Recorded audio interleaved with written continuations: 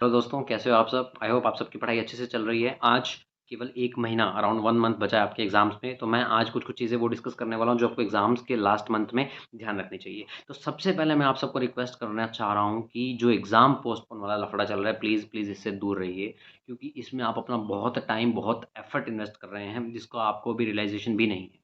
Institute बहुत बार clarify कर चुका है कि वो एग्ज़ाम पोस्टपोन करने के मूड में नहीं है, तो प्लीज़ मैं यही रिक्वेस्ट करूँगा कि आप अपना पढ़ाई पे ध्यान दो और मई के लिए प्रिपेयर रहो। अगर आगे जा कर के फॉर एग्ज़ाम्पल पोस्टपोन होते भी हैं, तो आपको एडिशनल डेज़ ही तो मिलेंगे ना पढ़ने के लिए यार। बट आप तो मई के लिए प्रिपेयर रहो। अभी कुछ ट्वीट कर रहा है, कोई कुछ कर रहा है, कोई कैंपेन चला रहा है, कोई गूगल फॉर्म्स कर रहा है, तो आप इस सब में मत पड़ो। आई नो एग्ज़ाम पोस्टपोन एक आपके लिए भी एक अच्छी चीज़ है, आपको ज़्यादा टाइम मिल जाएगा, बट अगर नहीं हुए तो लॉस किसका होगा? रिग्रेट किसको होगा? सिर्फ आपको होगा। आप इसमें इतना एफर्ट वेस्ट कर देंगे और एग्ज़ाम अगर मई में ही हो गए तो बाद में किसका नुकसान है? सिर्फ आप ही का नुकसान है, आप ही को रिग्रेट करना होगा। तो प्लीज़ ये सबको भूल जाइए, उम्मीद छोड़ दीजिए। होगा तो अच्छी बात है, नहीं होगा तो भी अच्छी बात है। हमें मई के लिए प्रिपेयर्ड रहना है, ठीक है? तो सबसे पहले इस एग्ज़ाम पोस्टपोन वाले पचड़े से आप पीछे हट के अपनी पढ़ाई पे ध्यान दीजिए, ठीक है? दूसरा, मैं क्या कहना चाहता हूँ कि 100% कवरेज का स्ट्रेस मत लेना। जैसे वो कहते हैं ना कि कितनी भी कोशिश कर लो बनी, कुछ ना कुछ तो छूटेगा ही, वही कॉन्सेप्ट है। इतना बड़ा हमारा सिलेबस है, इतना बड़ा सिलेबस है, तो 100% कवरेज करना इज़ नेक्स्ट टू इम्पॉसिबल। अब ये मत सोचना कि यार मेरे ये टॉपिक्स रह गए हैं, अब क्या होगा, अब क्या होगा? इतना स्ट्रेस मत लीजिए, 100% सिलेबस कवर करना इज़ नेक्स्ट टू इम्पॉसिबल, ठीक है? बट मेक श्योर जितना आप कर रहे हो वो क्वालिटी से करो।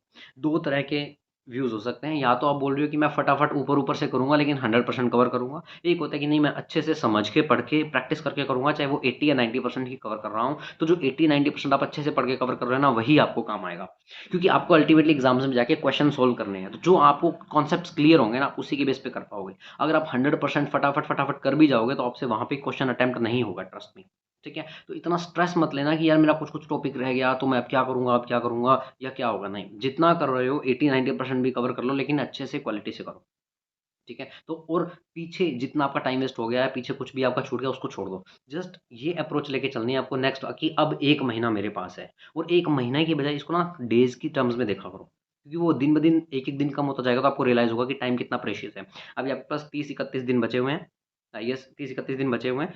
तो आपको अब ये सोचना है कि पीछे जो गया उसको भूल करके जो बचे हुए दिन हैं, उसमें मैं कैसे the make the best out of it कर सकता हूँ। इसमें से आपको बेस्ट यूटिलाइज़ेशन निकालना है, ठीक है? तो 100% का कवरेज का स्ट्रेस छोड़ कर के जो टाइम बचा है उसको बेस्ट यूटिलाइज़ करो, जो आपने पढ़ा है या जो थोड़ा बहुत आपको और पढ़ना है उसको क्वालिटी से पढ़ो, ठीक है? मॉक टेस्ट पेपर अगर आपने अब तक नहीं लिखे हैं, तो this is the right time to do mock test paper. ये मत सोचना कि अभी तो मेरी रिवीज़न ही नहीं हुई है, अभी तो मैं पूरी रिवीज़न करके फिर वो एमटीपी लिखूँगा। तो अगर ये सोच के रह जाओगे तो एमटीपी तो बारी आएगी नहीं, एक्चुअल एग्ज़ाम आ जाएँगे, ठीक है? क्योंकि अभी आप एमटीपी लिखोगे तो आपको रियलाइज़ होगा कि इतने महीनों से, पिछले 5-6 महीनों से जो आप पढ़ते आ रहे हो, उसकी आपकी कितनी तैयारी हो गई है, आप कितने पानी में हो। ये आपको एमटीपी लिखने के बाद ही पता चलेगा। और अभी आप एमटीपी लिखोगे, आई नो एक बार हो सकता है आपको कॉन्फिडेंस ना भी आए पेपर लिखने का, बट असल में एग्ज़ाम भी तो देने ही है ना, तो उससे पहले घर पे देख लो, जिससे आपको थोड़ा-सा ये भी पता लग जाए कि कहाँ-कहाँ पे आप लैग कर रहे हो। क्योंकि कई बार हमें लगता है कि हमें आ रहा है, लेकिन जब हम एमटीपी लिखना शुरू करते हैं या पेपर लिखते हैं, तब हमें रियलाइज़ होता है कि यार हमें तो या तो फ़ॉर्मूलाज़ याद नहीं आ रहे, या हमें कॉन्सेप्ट ही याद नहीं आ रहा कि इसको क्वेश्चन में अप्लाई कैसे करना है, या फिर हमें फॉर्मेटिंग नहीं समझ में आ रही कि हम इसको प्रेज़ेंट कैसे करेंगे। तो बहुत सी चीज़ें होती हैं जो आपको अभी नहीं दिख रही, लेकिन अगर आप एमटीपी सॉल्व करोगे तो आपको पता लगेगा कि क्या-क्या चीज़ें हैं जिनमें मैं लैग कर रहा हूँ। तो अभी आप एमटीपी लिखोगे, फिर आपको अपनी गलतियाँ पता लगेगी, फिर आपको उनको इम्प्रूव करने का भी टाइम चाहिए होगा। तो आई विल सजेस्ट कि आप अभी this is the right time, अभी जितना भी आपका सिलेबस होगा उसके बेस पे आप प्लीज़ 1-1 या 2-2 एमटीपी ज़रूर अटेम्प्ट करें। जिससे आपको अपनी गलतियाँ भी पता लगेगी, आप उनको सुधार पाओगे, दूसरा आप में राइटिंग की प्रैक्टिस हो जाएगी कि पेपर अटेम्प्ट करने का कॉन्फिडेंस आ जाएगा। जब आप एग्ज़ाम में जाओगे तो आपको ये डर नहीं होगा कि यार पेपर कैसे लिखूँगा, क्योंकि आप ऑलरेडी 2 पेपर लिख चुके होंगे। ठीक है? नेक्स्ट, इस टाइम पे क्या होता है ना, अगर आप डिस्कशन कर रहे हो अपने किसी फ्रेंड से या फिर ग्रुप्स में, टेलीग्राम ग्रुप्स में आप डिस्कस करते हो, तो ऐसा ना हो कि आप इस टाइम किसी और की बातों में आकर अपना मटेरियल चेंज मत करना गलती से। अब कोई आपका फ्रेंड बोल रहा है कि नहीं मैं तो उस टीचर की बुक से कर रहा हूँ, वो अच्छी है, उसमें 100% कवरेज है, वो कॉम्प्रिहेंसिव है, ये है, वो है। इस टाइम पे आकर के मटेरियल चेंज करने जैसी इतनी बड़ी गलती बिल्कुल भी मत करना। जिसमें से आप पढ़ रहे हो, ट्रस्ट दैट मटेरियल, उसी को अच्छे से पढ़ना, ठीक है? इस टाइम मटेरियल चेंज किया तो बहुत बड़ी गलती हो जाएगी, फिर आपको अपने पूरे पढ़े हुए पे डाउट आना शुरू हो जाएगा कि यार मैंने अब तक जो पढ़ा है वो सही पढ़ा है या नहीं पढ़ा, पूरा पढ़ा है या नहीं पढ़ा, ठीक है? तो ये गलती मत करना। अमेंडमेंट्स और आरटीपीस ज़रूर करके जाना। अमेंडमेंट्स बहुत अच्छा वो रखते हैं, पोर्शन रखते हैं एग्ज़ाम के अंदर। अमेंडमेंट्स की वेटेज काफ़ी अच्छी आती है, तो टाइम अमेंडमेंट्स क्वेश्चन पूछे जाते हैं। तो तो अमेंडमेंट एक एक कवर करना, सिलेबस 100% मत करना चाहे, लेकिन अमेंडमेंट्स 100% कवर करना, चाहे वो आपको इंपॉर्टेंट लग रही हो चाहे नॉट इंपॉर्टेंट लग रही हो। ठीक है, अमेंडमेंट्स और आरटीपी, आरटीपी तो जरूर सोल्व करना, अमेंडमेंट और आरटीपी जरूर करना। ठीक है, नेक्स्ट जो एक बहुत बड़ी चीज मैंने देखी, बच्चे क्या करते हैं नेक्स्ट लास्ट मंथ में आकर के ना अपना स्लीप शेड्यूल खराब कर लेते हैं, अपनी नींद को 3-3 घंटे 4-4 घंटे पे ले आते हैं। तो प्लीज़ ये गलती मत करना, एडिक्वेट स्लीप ज़रूरी है, आपके हेल्दी माइंड के लिए ज़रूरी है। मैंने इंटर में देख लो चाहे फाइनल में देख लो, मैंने कभी नींद से कॉम्प्रोमाइज़ नहीं किया। और इनफैक्ट इतना मैं अब नहीं सोता जितना मैं तब सोता था। तब मैं 8-8 9-9 घंटे मिनिमम सोता था। आई नो ये तो बहुत ज़्यादा है, बट स्टिल एक मिनिमम जो 5 या 6 घंटे की हमारी एक नॉर्मल स्लीप होता है, उतना तो आपको सोना ही चाहिए।